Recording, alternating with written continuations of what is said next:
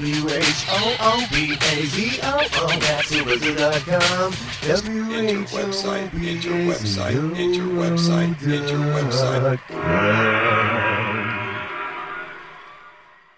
I have a very special guest. I've got PR marketing professional and award-winning author Jade Gurss with us. Jade, how you doing today, man? Hey, Frank, I'm doing well. Thanks for having me. Now, Jade, you've been in motorsports for probably close to 3 decades now, right? A little over that, yeah. A little over, yes. You worked with Anheuser-Busch. You were the PR guy for Dale Jr. You worked with Mazda. You've worked with Ilmor.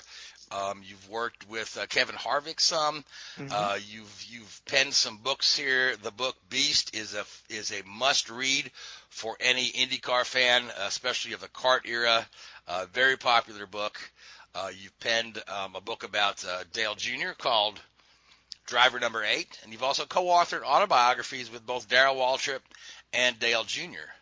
Now, your latest project is you've penned the autobiography co-authored with the late John Andretti, and that book will be released, I believe, in September. Is that correct? Yeah, we have a quote official release date of September 1st, but honestly, we're doing pretty well on the printing, and my gut feeling is it's going to appear before that. My goal had always been for it to come out before the Indy 500, and sadly, that's probably going to come true because the 500 has been so delayed. Yeah. So now, when you were growing up, when you were young, have you been a motorsports fan all your life, or did you, with your work into marketing, kind of move into auto racing as a profession, and then kind of grow a love for it there? No, I've been pretty much a fan and obsessed with it. I can almost give you the exact date. Because I was 3 years old and my mom went into labor with my little sister, and they didn't know what to do with me. So I ended up going to my aunt's, and she and my grandpa ended up going to the dirt track in Topeka, Kansas. And I was hooked ever since. That was it for me. I think at that age I probably enjoyed it because would get a free snow cone every night at the track, but it really turned into something that I was passionate about and something that I've been incredibly lucky to have been involved in for so long. Now, some of your early jobs right out of college, obviously you studied marketing and PR. Were they in auto racing? Did you kind of have to work your way into it, or did something neat fall in your lap? No, I grew up around the auto business. My dad owned auto dealerships, but really always enjoyed racing, but never really thought wow, I could do this as a career. So I worked for a company that produced videos. I worked in retail. I managed a music store. I also have a background in music. And then my hometown, I mentioned earlier, Topeka, Kansas, they built Heartland Park, Topeka. And I couldn't believe that suddenly this major facility with road course and drag strip was open. And it's a long story, but I ended up working there, and the rest is history. Fantastic, man. Nothing wrong with doing what you love and being around what you love all the time. So absolutely. Yeah. So now I want to talk about the new book. The title is Racer, John Andretti, as told to Jade Gurss. Now you were the impetus for this project. You pitched this to John. Am I correct? Yeah. I had met John for the first time in 2004. I was working with Budweiser and Dale Jr., and Dale Jr. was burnt pretty badly in a sports car accident. So DEI brought in John as the backup driver and for Pocono, race at Pocono. And I really enjoyed getting to know him, and it was clear he was a great storyteller and seemed to remember all the fun details of all of his stories. And so that's kind of where we first connected. And then sadly, he was diagnosed with colon cancer in early 2017. And I followed it closely, but I wouldn't say he and I were close friends. We would occasionally stay in touch. I wish I thought of it, but in late 2019, it was like, the proverbial light bulb went on, and I thought, oh my gosh, this is someone that I really need to do a book with, because great family, great storyteller, great life. So I reached out to him, and immediately he said, oh, this would be great. This can really do some good to bring more awareness for people to get colonoscopies and colon cancer screening, and that's where it started. And we ended up working. I would go to his home here in Charlotte, the Lake Norman area. I would go up and see him, and we'd go to the basement and turn on the recorder and kind of just he'd tell stories, and I'd ask questions. And some days we would go for hours and hours, and it just, for me, just as a fan, it was great, but as a writer, it was really rewarding. Was such a good storyteller, such a good guy, that it's been great that I've been able to put this together. And sadly, after he passed, worked with his wife Nancy and his son Jarrett on putting the package together with the printer with the publisher, and really excited for it to come out, and I think people will really enjoy it. Oh, I'm sure they will. I mean, I've always thought of John as a very remarkable human being. He was a great race car driver, yeah, but just a very remarkable human being. And I had some interaction with John. The first time I met him was back in the 90s. I was like doing some PR work with Hutch Strickland and McDonald's, and he was driving for Cale Yarborough at the time. But the one thing I always remember about John is that it wouldn't matter, even on his worst day, if he just wrecked the car or blew a piston or someone, or he just stubbed his toe, if somebody came up to him and wanted to engage him, the biggest smile would come across his face. And it was genuine. It was never fake. He was just always happy to interact with people. And, I think that also leads us to his charitable work. And I understand that a percentage of the profits from the sale of this book are going to Racing for Riley, which is his favorite charity. Yeah, 10% of all proceeds. And it was something that he was very passionate about for almost 25 years. Race for Riley was a program that he started, and in his lifetime, they raised more than $4.85 million for the Riley Children's Hospital there in Indianapolis. And there's a lot in the book about why he did that or what it meant to him. And it's really, I tell people, this is a book about racing, but honestly, it's about family and friends, and about how we treat each other better. With so much tumult in the world, it really has a very good meaning, very positive message. Yeah, I think a lot of to hear John's philosophies. I think a lot of folks could use a very, very positive read and a positive message right now. Now, yeah. Seth, Louise, and I, we all write to a varying degree. But I'm just really interested in the writing process. Yeah. And so when you're co-author. I can write. I just choose not to. Oh, Richard, I always leave you out. But now you're as a co-author, right? That's several steps up on the literary ladder from say a ghostwriter. So how much of your input is in some of these books? The John one and the ones with Dale and Darrel. Yeah, it varies. The books I did with Dale Jr., I was just a PR guy for years, and so a lot of that was put together because I was literally there with him, or in the room or in the vehicle when whatever was happening. So that was put together a lot by just my historical notes from the his couple of seasons there early in his NASCAR career. The one with Darrel was great fun because I was always at the track, and he was announcing for Fox, and in that era they also did what was then the Busch series, And so my agreement was 1 hour after the Busch Series, I would meet Darrel at his bus. His bus driver would cook us a meal, and we would sit and talk, and I would record that. It's similar with John. I should probably add it up. My guess is I probably have 45 to 50 hours of interviews with him that I recorded. And then it was a whole lot of transcribing and then taking all those and putting them in a narrative. The goal is to use as much of his words as he spoke them. And I've been thrilled that his family have agreed that when you read the book, you hear John's voice. You really sense his voice and how he would tell stories. So as a writer, when someone tells me that, that's about highest praise, is that they can hear John when they read the book. Yeah, that is quite a compliment.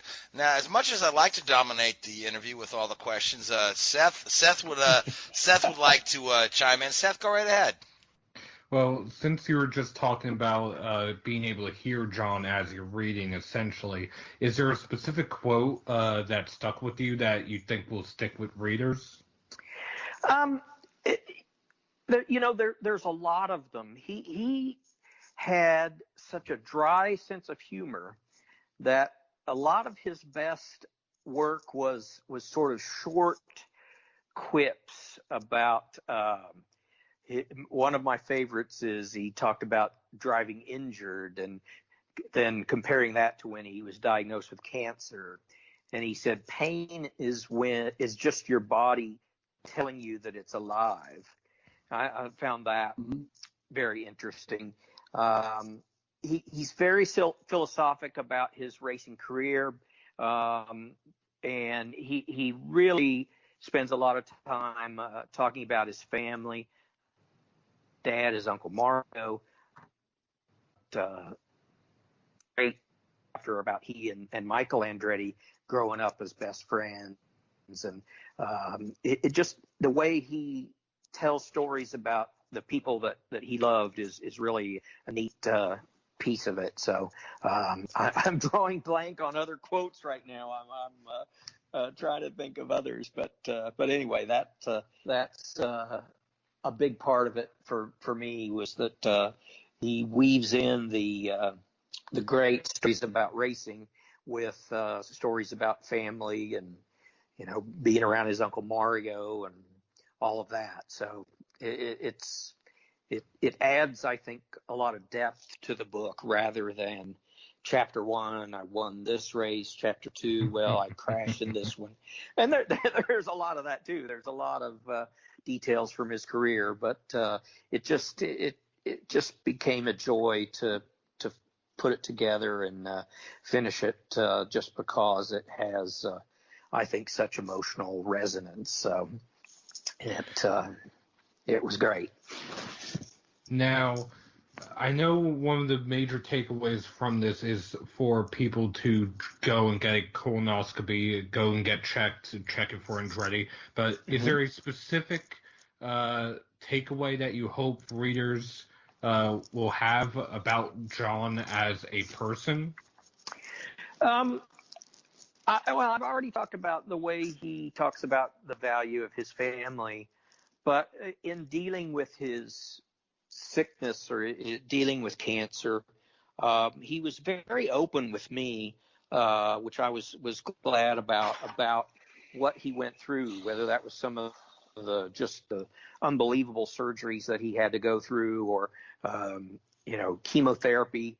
He says most people go 4 to 6 times and they can't do any more, and he actually had 24 rounds of chemotherapy. So it's just stunning with the way that he dealt with that and the way he didn't let him get it down. He never worried about why me, that kind of thing. So I just, I would sit there listening to him talk about this stuff and was just amazed and thrilled of the aspects that he shared with me that that certainly appear in the book. Now, my last question, at least on John Andretti, was there anything that he regretted as far as that would be in the book? It regretted as far as sharing too much, or regretted in his life. Whether on track or sharing too much.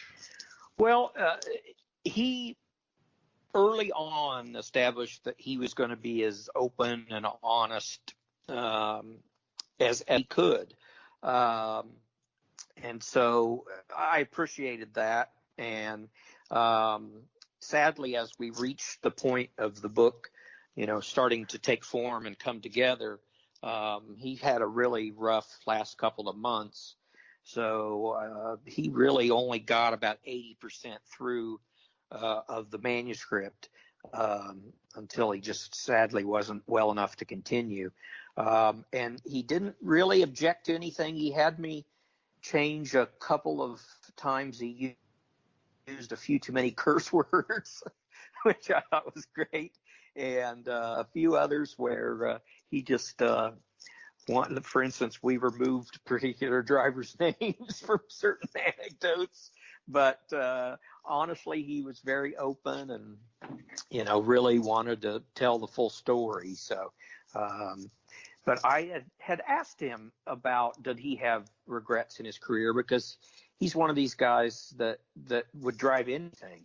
And, he won in NASCAR, IndyCar. He won the 24 Hours of Daytona, raced at Le Mans with his Uncle Mario and cousin Michael. He raced NHRA top fuel cars. I mean, this guy literally would drive it all. And I had asked him about that. Did the fact that he changed so much hurt his career? If he had to do it over again, would he do so? And he said no. He said, if I had that ability to, to change things, I would change my life by going to get a colonoscopy at age 45 instead of waiting until it was too late. So that was his reply to my direct question about, regrets in his career. Now, Louise, you've got a question or two? Yeah. Speaking of like all the multiple disciplines that he raced, did he told you by chance kind of like his favorite racing moment? Because one of the things that came up to mind is looking at 1991 when he won in Australia at Surfers Paradise. Then, of course, the 500 where all the Andrettis, Michael, John, Mario, and Jeff ran. And then after the 500, he got a podium with Michael and Mario in Milwaukee. Does he have a favorite of it? Well, the podium of all Andretti's at Milwaukee is something that he brought up and spoke a lot of. I also worked with Michael and Mario on forwards for the book. So they have a segment in the first of the book along with Richard Petty and AJ Foyt, which, that's four pretty good guys. And Michael, Mario, and John all talked about how meaningful it was that day at Milwaukee to have all the Andrettis filling the podium. I will say John and Mario both insist that they won instead of Michael. Apparently there were some scoring issues that day.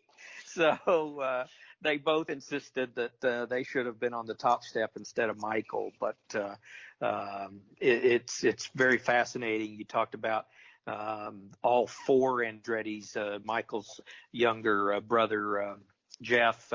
There were four of them in the Indy 500 for a couple of years, and that meant a lot. It's funny you mentioned Australia, his first IndyCar win. He said it was weird because for some reason he was in a bad mood that day, and he got up on the podium, and he said Rick Mears and Bobby Rahal were up there with him, and they kept telling him, "Come on, man, enjoy it. You got to enjoy this." So he said it really only sunk in later how cool it was to win there in Australia. But the single victory that he sort of got the most pride was winning at Martinsville for Richard Petty and Petty Enterprises. He talked about how much that meant to him, how much it meant to Richard and the team. And so, the family stuff is very prominent, but I think on track, he would have said the Martinsville win and being able to give Richard Petty a ride to victory lane. So a lot of that those stories are definitely in the book. And a follow-up to that, when it comes to writing a book, especially an autobiography and a tell-all, what is kind of like in the mindset you have the process of doing so, trying to get these tell-all stories? Because you mentioned it's about 40 to 50 hours of recording. Just describe the process from an author's perspective, because I've always been intrigued about that.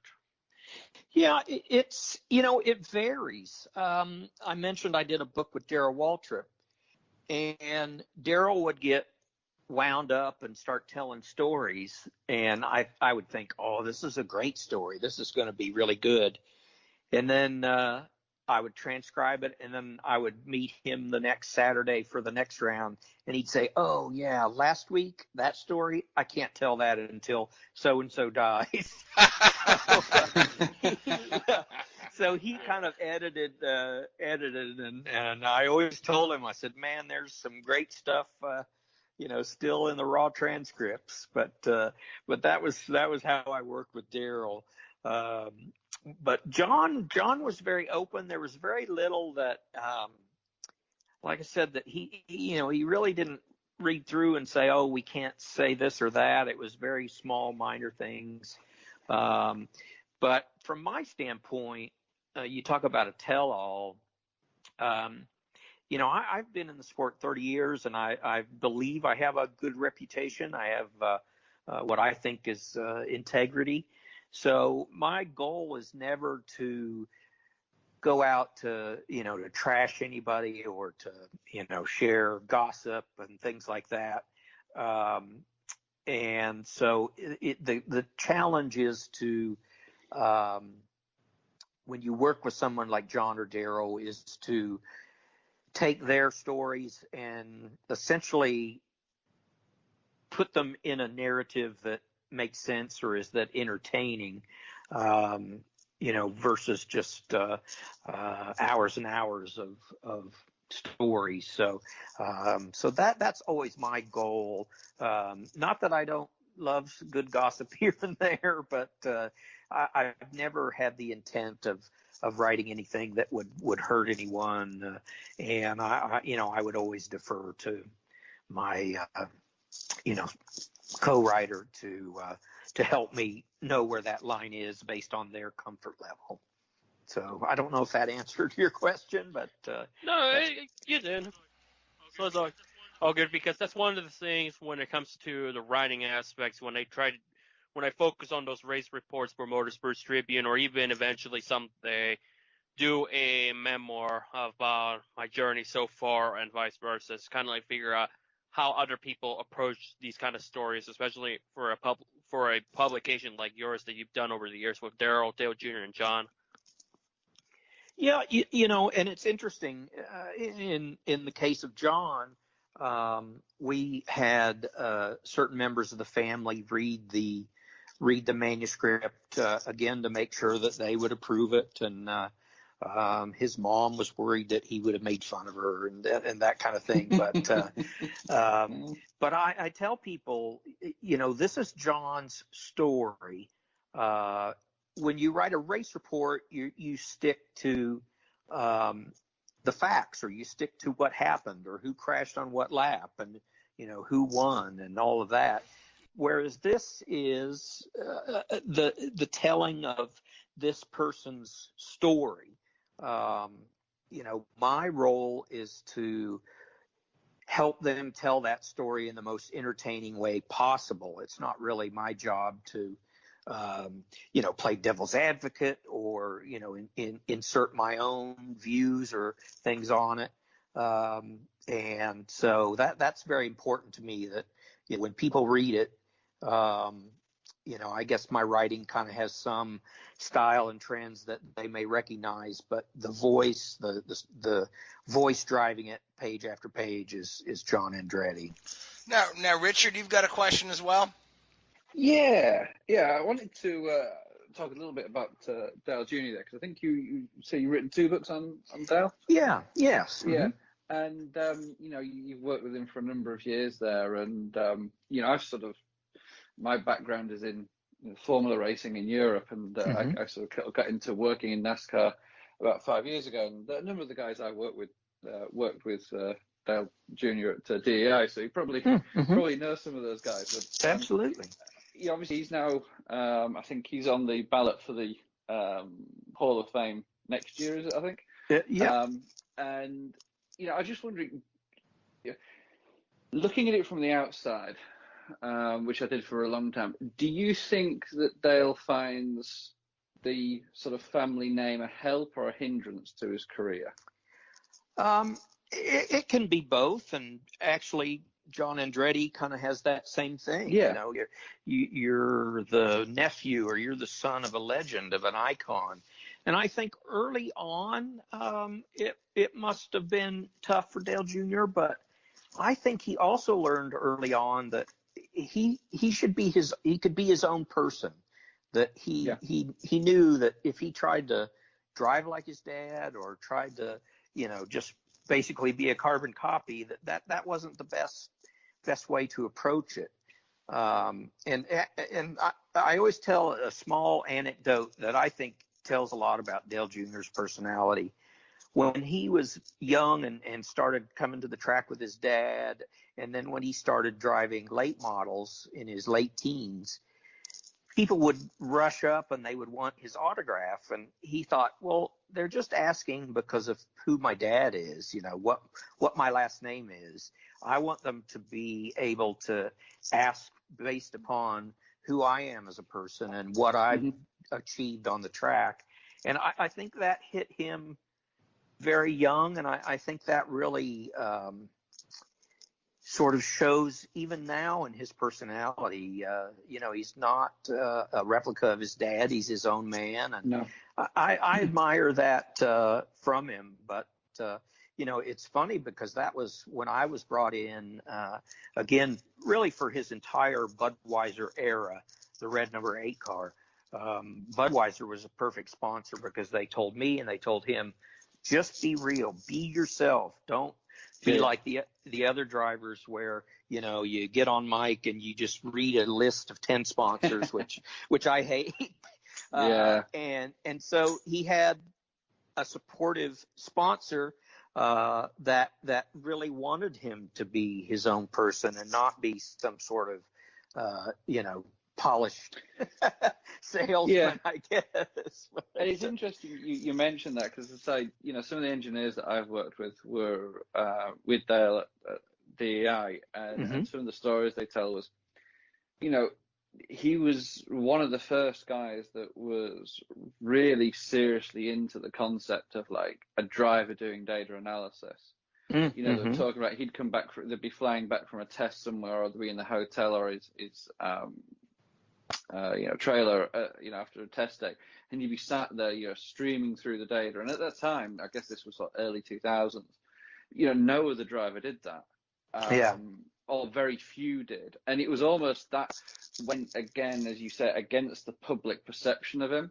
Obviously, to a certain extent, I'm sure he had to play up to this idea a little bit of what the public expected from the sports point of view, but also, he wanted to try and carve his own mark in it. And some of the stories, about him being the guy that would sit there and ask the questions of the engineers and really look at data and try and gain advantages from that, sort of almost went against a little bit of the public image that maybe some people had of him.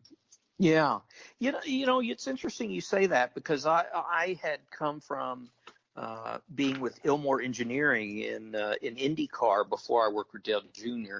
In IndyCar, the drivers were much more involved because of all the telemetry and all the data that is always streaming on the car. Whereas NASCAR, you're to this day, you're very restricted on what you can, what data you can have, during an official event. So I know he was very fascinated by that.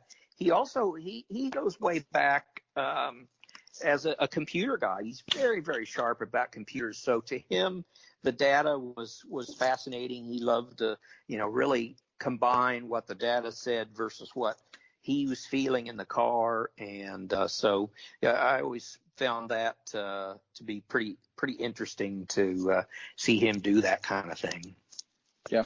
So now we're talking about Dale Jr. and you and he were connected at the hip for what, 7 years?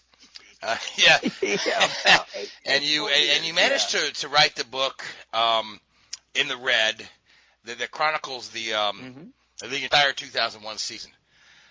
Now, yeah, I've done some of the PR work with NASCAR, mind you, at a smaller scale than the type of things you do. Now, I know that it's a very time-consuming, sometimes thankless job.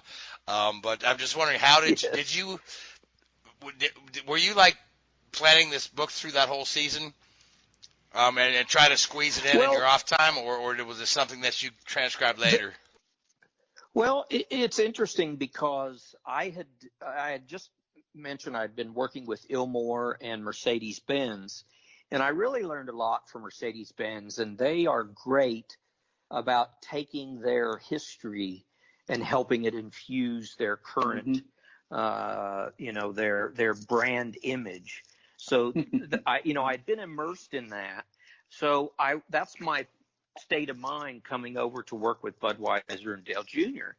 So my proposal to Budweiser is, they'll never again be Dale Jr.'s first Daytona 500 or his first victory, even though at that point we couldn't have expected it to turn out with as many wins that first year as it turned out.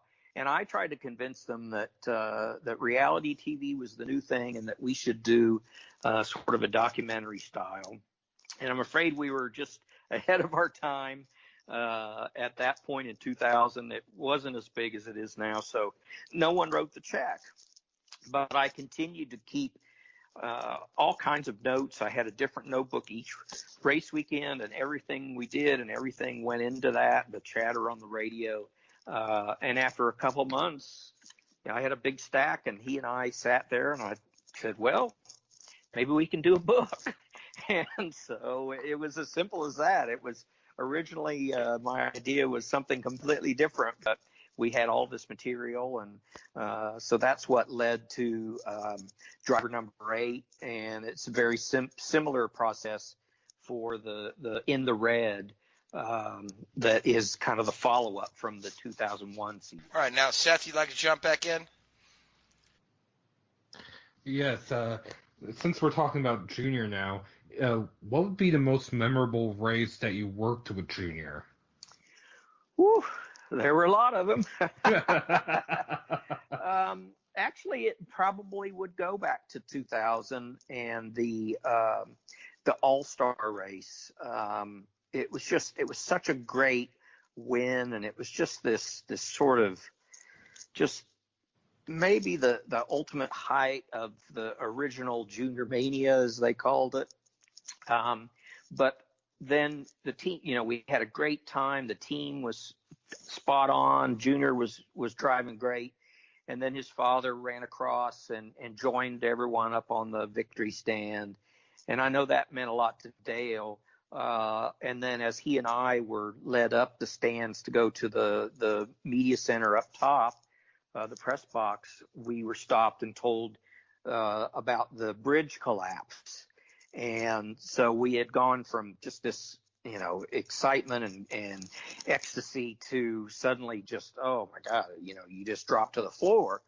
And so it definitely was an evening that had a little bit of everything. But I guess if I look back at all of them, that one is probably, for me anyway, the most memorable. And I know it meant a lot for Junior, for his dad to come join him and the team, on the victory podium. Now, I know Junior wrote his own book, or co-wrote it recently. Yeah. Did you give him any advice on that, or have you ever thought about doing a follow-up to Driver Number 8?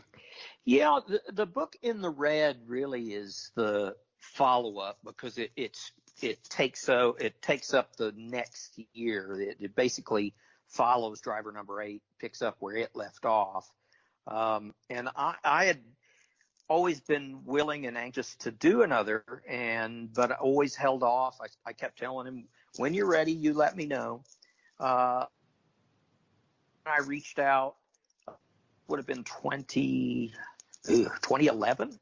And he said, look, I'm just too busy. If you want to go ahead and write it, that's great. So he was fine with me writing In the Red. And then the one about his concussions, he did with Ryan McGee at the end. And Ryan is somebody that I really respect and admire. And so I guess if anybody else is going to write with Dale Jr., I was not upset that it was Ryan McGee. So yeah, Jr. and Ryan worked on the book. I've gone blank on the title, but basically where he shared what he went through with his concussions and the struggle with that. Speaking of Dale Jr., I know you mentioned about the reality documentary that they were planning. It reminded me of also a different one around 2000 that was like MTV did one on Dale Jr. at the tail end of 2000. You recall? Yeah. Oh, that yeah. time period. Yes. Yeah, we again, Budweiser was a sponsor, so they said, look, here's the audience we want to reach. And this audience, they read Rolling Stone magazine, they read Playboy magazine, and they watch MTV. So that became my goal, they said, it's up to you. So we really approached them all with a lot of energy and all of that. And the very first one was MTV Cribs, and we had scheduled it long before his father's accident. So it took place. He decided he wanted to do it. It was about 2 weeks after his dad had died. If you've ever seen it, people remember that the garage door opened and he drives his race car out of his garage. And we did some other fun stuff too, but that really established a good relationship with MTV. They did True Life, I'm a Race Car Driver. And it was originally going to feature a lot of different drivers. And in the end, it was mostly Tony Stewart and Dale Jr. I think they came out as the most compelling and interesting drivers. And then from there, I'm drawing blank. They came and spent a weekend with him in Atlanta, and I can't think of what that show was called. But we didn't get nearly the attention for that as we did for the MTV Cribs and True Life. So it really established him and NASCAR to a whole new audience. So we were thrilled to be a part of all that. Going back to in the IndyCar side of things, when I think of the 90s time period when it comes to Penske and the Elmore Mercedes time period, I think of it as kind of like the serious establishment, but also the absolute roller coaster ride. From the highest of highs in 94, then 95 onwards, it was just a weird time period for that entity. Yeah, and the 94, the top secret engine, Mercedes engine, I wrote about that in the book Beast. Beast basically is the secret story of how that came about, how they did it in secret, and then what happened when the rules changed for the following year for 1995. It's funny because everyone was thrilled to talk to me about 1994 because they had won the pole and they won the race. I'm not sure I would get such an enthusiastic response from 1995 stories, but it's been long enough. You never know. That might be something that I can look into in the future because it is very compelling. It's not the same story of glory for Penske, but it's very, very compelling as far as what went on that month when they didn't qualify.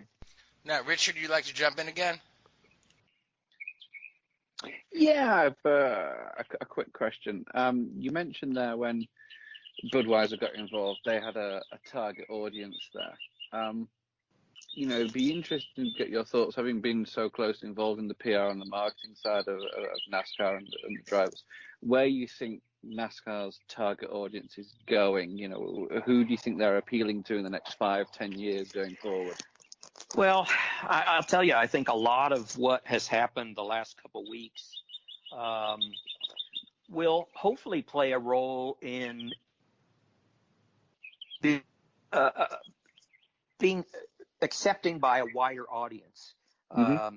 And one of the things we tried to do with Dale Jr. is to break out of that, is to do, you mentioned MTV, and we wanted him on as many different unusual outlets as possible. And so that was always our goal, is to widen that demographic, or make NASCAR appealing. At that time, they were playing rock music on the bumpers in and out of commercials versus country and westerns, and Junior was thrilled with that. I mean, it's such a simple thing, but it was part of our philosophy, is that we want to appeal to a wide array of people. And we ended up doing we did a cool photo shoot with Ludacris and some other bands, rock bands, rappers, and all that. And it's purely because Dale Jr. He loved all kinds of music, and so that was easy for us to get him hooked up on that kind of stuff. So now with where they're at, it's going to take time. It's not an overnight thing, and we're seeing all the controversy this week, but in the long run, the way NASCAR will survive is by expanding their audience, not just to keep drilling down on that same group that's been with them for 30 years or however long. And it's interesting. You look at the news and the media coverage of NASCAR.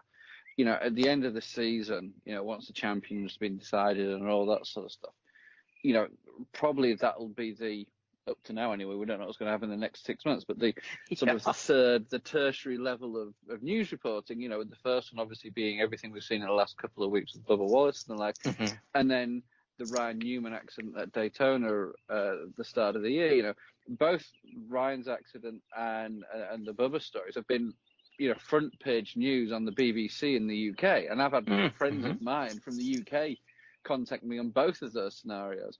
So it's interesting how, NASCAR still has that, the actual racing, if you like, still isn't its primary selling topic. Yeah, it's the big accidents, and it's the personalities, and it's the controversy, and it's everything else that goes with it. I've talked on this show before. You go back to the 2015 season.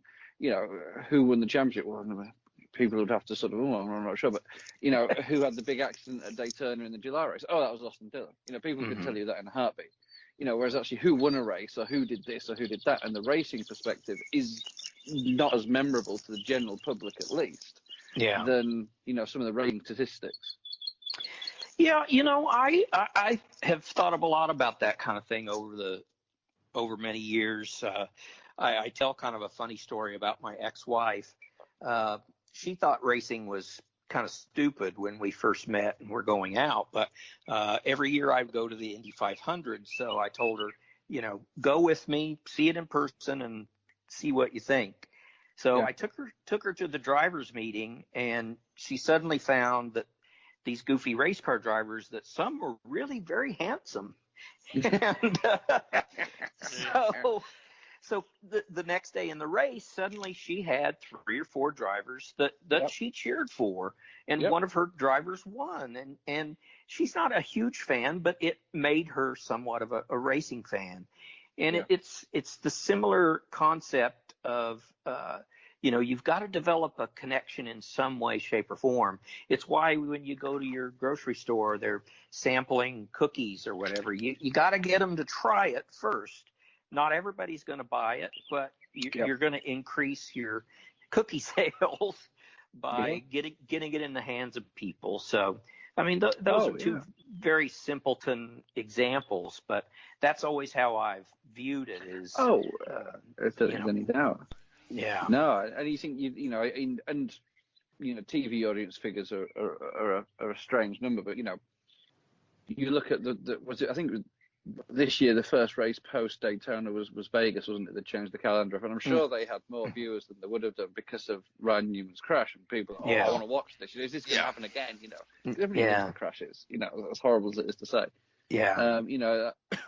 That is a huge part of the sport, and it's very interesting. My wife's the same. She never had much interest really in racing, but when I was working in Europe, we went to a test. I was working for the Williams Formula One team, and we went for a test, and Valtteri Bottas was driving, and we go around the garage, and she's like, "Oh, how's Valtteri doing now? Every race, we watch on TV. Where is he? What's he doing?" Because as you say, they make that connection. And that's right. It's about getting people out there. One thing I used to love doing is going to the World Rally in Wales, in the UK. And I thought, oh God, my wife's not going to do it. You stood up there, it's like 40 degrees, it's raining, you get covered in mud. Oh God, I might as well invite her. And she loves it. She loves it. And we actually, a couple of times we've actually flown back from the US to the UK just for that event. Great. As you say, it's about breaking that down and getting in there. And it's interesting how, the modern PR thing, I think, at the moment, you almost get these sort of bland, monotone, sort of almost like voice recorders, don't you, as you mentioned earlier, and they were very conscious about not doing that. Yes. And you need to make that connection. You need to have that sort of, and I hope, the events of the last 2 weeks probably have alienated some fans, but hopefully it's brought a lot more in than it has alienated. Yeah, certainly. Yeah, I think auto racing in general, it doesn't resonate with young people like it once did, and I think that to the point that you both made about taking your wife to the racetrack. My wife is the same way. She will not watch a race with me on TV, but she looks forward to the Indy 500 every year. And we always have the best time, and she knows who to cheer for. She knows all the drivers, but she won't sit and watch a race with me on TV. Yeah. So in a sense, I feel like NASCAR in particular has been really thriving due to those billion-dollar contracts with both Fox and NBC that are set to run out in the next couple of years, and they're not putting enough focus on that local activation to get folks in the seats at the venues, because that's how you really draw new fans. I grew up a Formula One guy, sports car guy, IndyCar guy. I got hooked on NASCAR when I first went to a NASCAR race in the late 80s at Martinsville, and I've been watching NASCAR ever since. Otherwise, I never would have paid attention to it. But going to the track, and I just feel like that's where the sport needs to go, is getting more people to the track to get them hooked. Well, here's a question for you from the PR side, the marketing side. And again, we've discussed this on the show in previous weeks and months. You say taking people to the track. Well, what about taking that to the people? Having inner city races like you do in IndyCar and Toronto, and I mean, we did have them in Baltimore, but and some of those places actually take the sport into the I mean, they had a Formula One track planned for New York. I'm sure that could be resurrected for a NASCAR race, or you probably couldn't get a NASCAR around Long Beach, but somewhere like that, take it into the city centres. Do you think that would be more appealing? Because at the end of the day, these are some of the world's fastest billboards. Would you think that would appeal more to sponsors to have the sport in these bigger cities than somewhere like Pocono, which is in the middle of nowhere? Yeah, I excuse me. It is interesting because you have, as an example, I did a lot of work for several years for Mazda. Their U.S. headquarters are in Irvine, California. So the Long Beach race was incredibly important to them because it was their opportunity to bring all of their employees and all of that. And I think it's the same way for companies that use their sponsorship to bring guests and clients and all that in. And certainly the bigger cities, you have more of an opportunity to, choose from a wider array. I don't know. I'm mixed on NASCAR on a street circuit. They do pretty well. You have to make sure they all, at least one finished, wouldn't you? Yeah. Well, yeah. But I mean, I do love them at Watkins Glen and the I still want to call it the Busch Series because I work for Anheuser-Busch, but Xfinity Series, their race at Road America is very entertaining. So as is their race at Mid Ohio, is another good Xfinity race. Yeah. Oh, that's right. Yeah. Yeah. So, it's funny because it's. Sometimes I do interviews and I say things and I think, well, that's a very simpleton answer, and you always got to be careful of people with simple answers to complex issues. But I feel like the NASCAR management and leadership now is very open-minded. They're more aggressive on making changes, and it's early in the game. We'll see how it turns out. But just for me, purely as a fan, I'm encouraged. So we'll see what happens. All right. So Jade, you've obviously right now the biggest thing on your plate is promoting the new book. But I'm just wondering what's next for you. Do you have another project in the back of your mind there? Another couple of projects? Nothing I can talk about. All right, thanks for that. But I have been looking for my next book topic. I've been in racing a long time, and I'm no longer of the age where traveling full time on the NASCAR circuit seems fun. So the book writing right now is a little more up to my speed, and so hopefully some things will come together, and I'll have a fun new project here very soon. But I enjoy doing the books, and hopefully once John's book is out, everybody will get a chance to take a look and learn about quite an amazing guy. All right, so now that book is published by Octane Press, and it's going to be available on Amazon on both hardcover and Kindle. What other outlets can we look to see this book available for purchase? The generic saying is wherever you may find books. We really hope that bookstores come back strong once the virus is a little more contained. But right now, Octane Press, you can order direct from them. That probably means you're going to get the book as early as possible. And Amazon, you can order it there, and they're doing better. They really were slow on books for a while because they were shipping high priority things because of the virus and all of that. But I'd say if you've got a favorite bookstore, help support them, and you can certainly pre-order it anywhere. But certainly Octane Press or Amazon will have it for you. Right now. All right. Now I know you did it. You did a special event. I believe it was last night. You did a Zoom call with both Mario and John Andretti. So just talk to me a little bit about that. I had to work last night, so I didn't get a chance to kind of dial in. But tell me how that went. Yeah. Well, we wanted to do something for the big fans and for the people who ordered the book early. And so we kind of were trying to think of ways to get the fans involved, and we came up with this idea of inviting everyone who pre-ordered the book to join us on Zoom.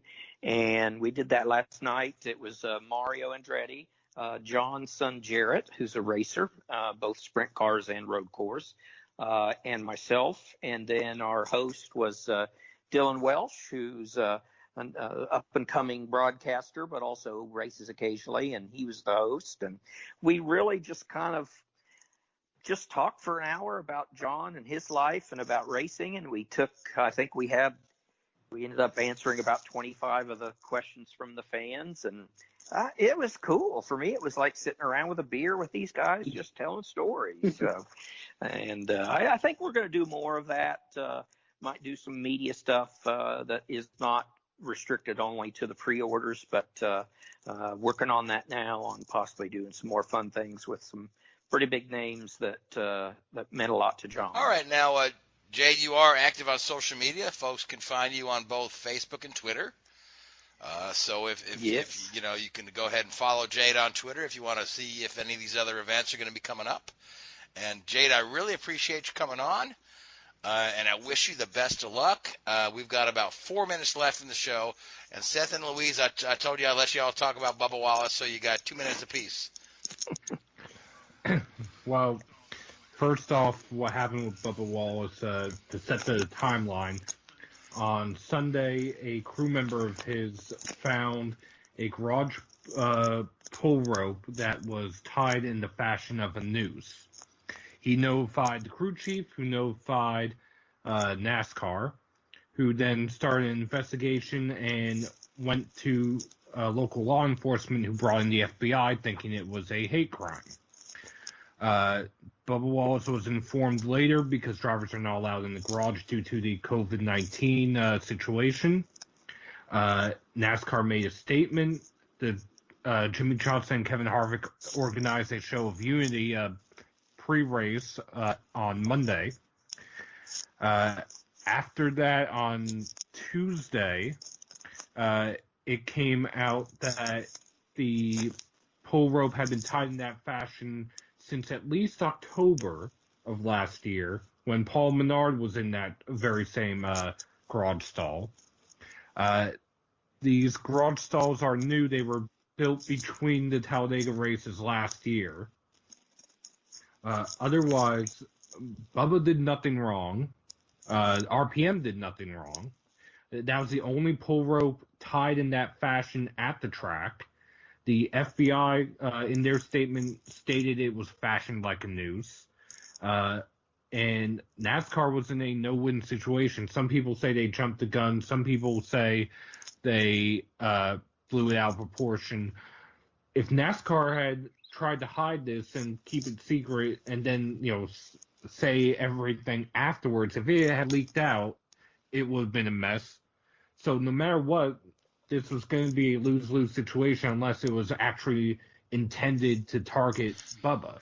That being said, it still doesn't explain why it was tied like a noose, or why on Saturday a noose was found hanging from a tree at Sonoma Raceway. Yeah, this whole thing it's brought out the best in some people when you could see the show of solidarity or the show of support from the other drivers, and it's brought out the worst in some people with some of the comments that I've read on social media that I just find very disturbing. So and anyone that everyone wants to call Bubba Jesse Smollett and say that he somehow planned this hoax to drive publicity himself, I think they're way off base, and I find it quite deplorable. So Louise, you got 20 seconds.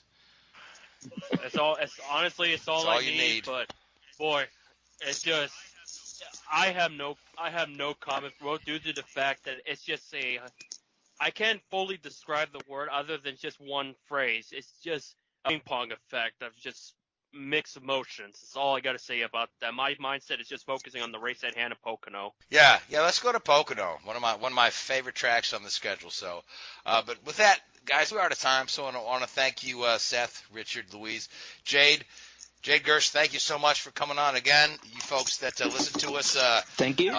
Look up Jade on Twitter. Follow him. Buy the book. It's called Racer, the autobiography of John Andretti as told to Jade Gurss. I want to thank the Hoobazoo Radio Network. I want to thank Spreaker, iHeartRadio, and Google Podcast. And I especially want to thank you folks who listen to us week in and week out. Until next week, good night. Hoobazoo.com